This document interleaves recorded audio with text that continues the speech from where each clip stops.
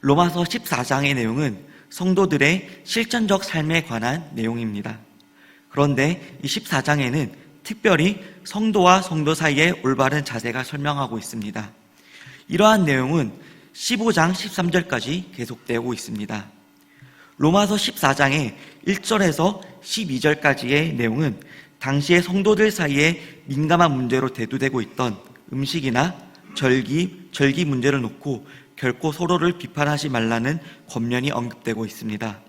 또 13절에서 23절까지의 내용은 이와 반대로 오직 성령 안에서 의와 평강과 희락을 추구하도록 권면하고 있습니다. 참된 기독교 신앙을 본문에서는 하나님의 나라로 표현하였습니다. 하나님의 나라는 모든 피조물이 하나님의 권위와 능력에 기꺼이 복종하는 상태를 말합니다. 하나님의 나라는 결코 먹고 마시는 것에 있지 않습니다. 본문에서 바울은 음식 문제로 서로 비웃고 비난하며 분란을 일삼는 로마 교회 성도들을 향해 하나님 나라의 본질을 언급하고 있습니다. 그렇다면 먼저 하나님의 나라는 무엇일까요?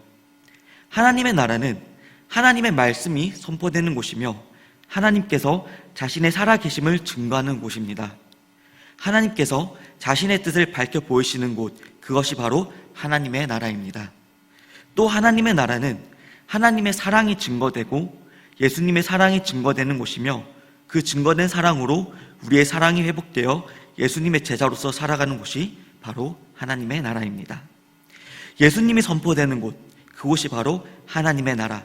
달리 말하면 하나님께서 행하시고 보이신 그 사랑을, 예수님께서 행하시고 보이신 그 사랑을 바라보고 그 사랑이 우리가 가진 하나님의 형상이 회복되는 곳, 그곳이 바로 하나님의 나라이며 삼위일체 하나님께서 우리를 그렇게 인도해 가시는 곳이 바로 하나님의 나라입니다. 바울은 오늘 본문에서 로마 교회 성도들에게 중요한 말씀을 전합니다. 우리 17절 말씀을 함께 읽겠습니다. 하나님의 나라는 먹는 것과 마시는 것이 아니요 오직 성령 안에 있는 의와 평강과 희락이라. 아멘. 하나님의 나라는 무엇은 먹고 무엇은 먹지 않는 그 규례를 지키는 것에 속해 있는 것이 아니라 그리스도 예수 안에 있는 의와 평강과 기쁨의 문제라는 것입니다. 그렇다면 하나님의 나라를 누린다는 것은 무슨 의미일까요? 일부 사람들은 이렇게 이야기를 합니다.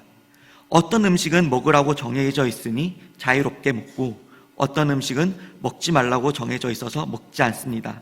그러면서 그것을 지키는 것을 하나님의 나라를 사는 것이라고 이해하는 사람들이 있습니다. 그러나 바울은 말합니다. 그것으로 하나님의 나라를 사는 것은 아니라고. 하나님의 나라를 산다는 것은 의와 평강과 기쁨을 누리면서 사는 것이라고 말합니다. 하나님의 나라는 먹고 마시는 것과 관련된 것이 아닙니다. 오직 성령 안에서 누릴 수 있는 의와 평강과 희락입니다. 여기서 의는 하나님의 나라를 말할 때 가장 먼저 언급되는 것을 볼 때 의로움이 하나님 나라의 본질 중에서 가장 중요한 것임을 알 수 있습니다. 예수님의 의는 그분의 거룩함, 즉 공의와 연관되어 있는 것입니다. 예수님께서는 자신을 믿는 자들이 의롭다 칭함을 받도록 십자가에서 죽임을 당하셨습니다. 이러한 예수님의 의로우심을 통해 십자가에서 우리는 구원을 받게 되었습니다. 또 평강이란 헬라어로 에이레네라고 말합니다. 이것은 사람들과 함께 누리는 하나님 나라의 열매를 의미합니다. 또한 희락이란 원어적으로 기쁨과 유쾌함을 의미합니다.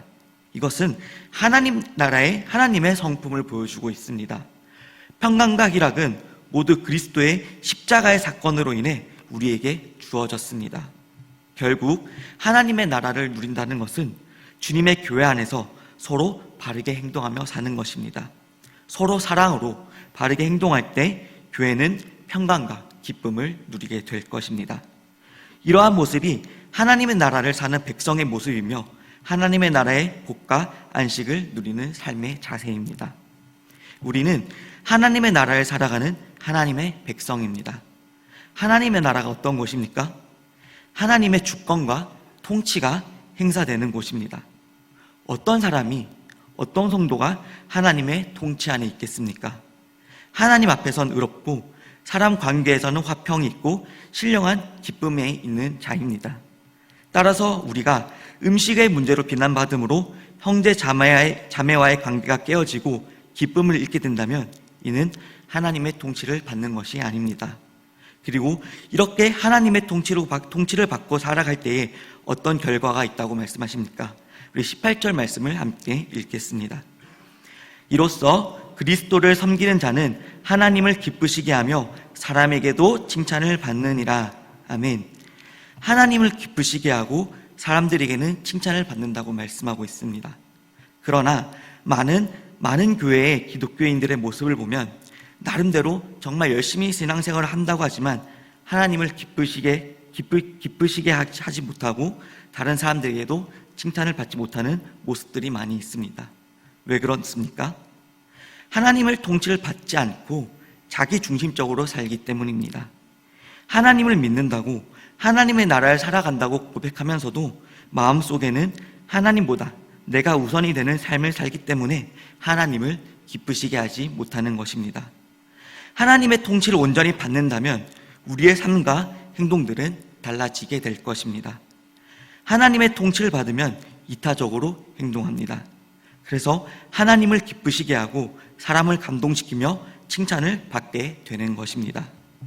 하나님의 나라는 하나님의 통치로 인해 의로우심과 끝없는 사랑, 즉 평화와 기쁨이 있는 것을 말합니다.